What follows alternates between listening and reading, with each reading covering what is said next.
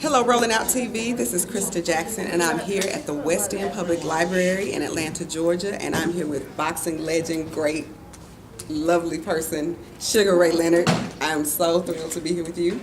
Well, thank you. It's nice to meet you. It's good to meet you too. Okay, so we're going to talk about your new book. Tell me why you wrote your book.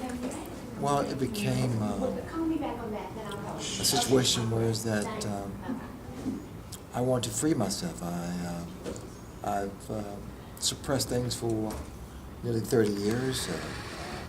I mean, but first of all, I want to say that this is not a sad story. I mean, I've been a very blessed man to have achieved so much in my life, wealth and fame. So this is not a sad story. It's just something I dealt with. And I just felt that it was time to kind of release those demons and those painful moments in my life that were somewhat stunning my growth as a person. Okay. So how do you think your book, your story, will help others? Well, you know, it's funny you asked me that because I began this book as a process of trying to better myself. I will be sober for 5 years coming up in July. And that's a wonderful feeling.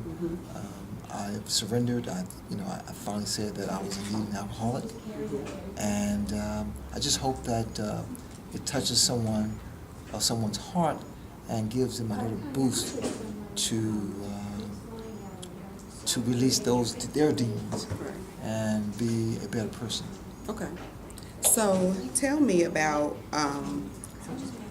what were you afraid that writing this book or telling these stories or telling people about your demons and telling people about the molestation and everything you went through, were you nervous about it, about bringing all this out at all? Oh, without question. I mean, to admit one's character defects is really not an easy thing to do. To be an athlete, to be a man, to be famous. I mean, all those factors. But I came to grips with the fact that I've hurt people, particularly my first wife, Juanita, who did the best she could to raise my 2 kids, Ray and Jarrell.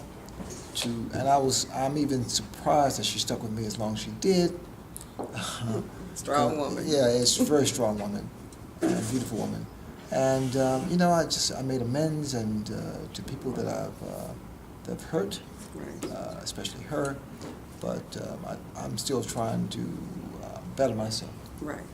So, what has been the most memorable reaction to you? I know you've been doing a book tour. I know you've been busy all across the country getting the word out. What's been the most memorable or most inspirational response or reaction to the book from a fan to you?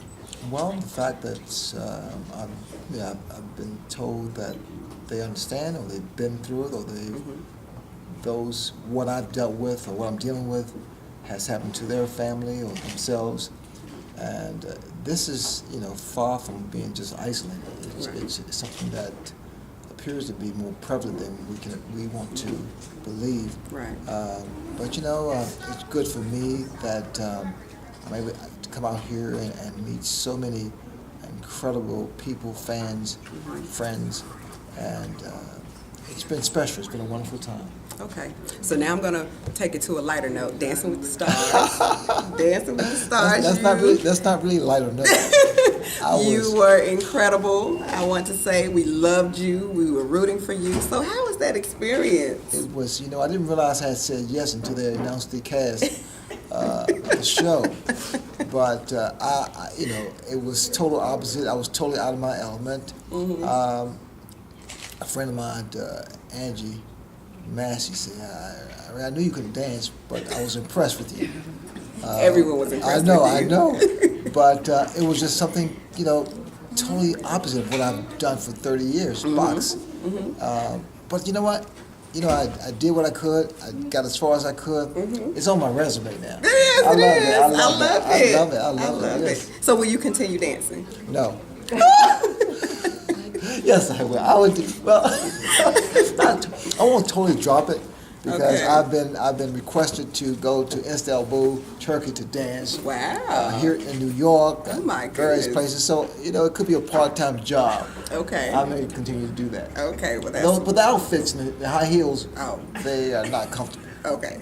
Those tight pants. Okay, so for our readers out there, for anybody who wants to, our readers and viewers out there who want to follow in your footsteps, because you're just incredible. You've been a man of, obviously you're admitting your demons, we're all human and we're all imperfect, but you have achieved incredible things.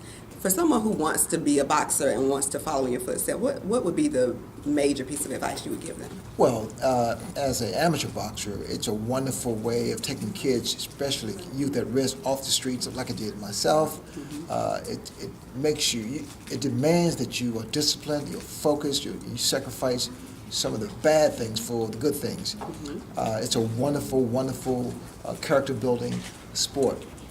As a professional, you don't play boxing. You play basketball, you play football, you play golf. You don't play boxing. So it demands that you give it full attention. Okay.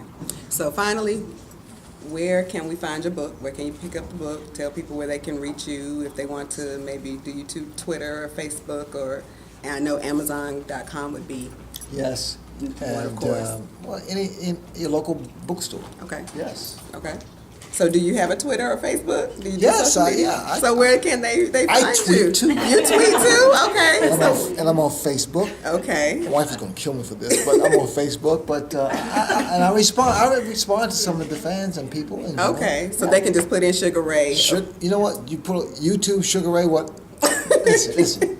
I'm 55 years old. Okay. Okay. I'm kind of old school, so I don't really know this stuff. But I just hit a button and pray to God that it works. Okay, so everybody knows you can find Sugar Ray. You just plug it into search, and we know who Sugar Ray Leonard is. We love you. Thank you. Love you too. Thank you. Mwah. Thank you, baby. Thanks, guys. You done?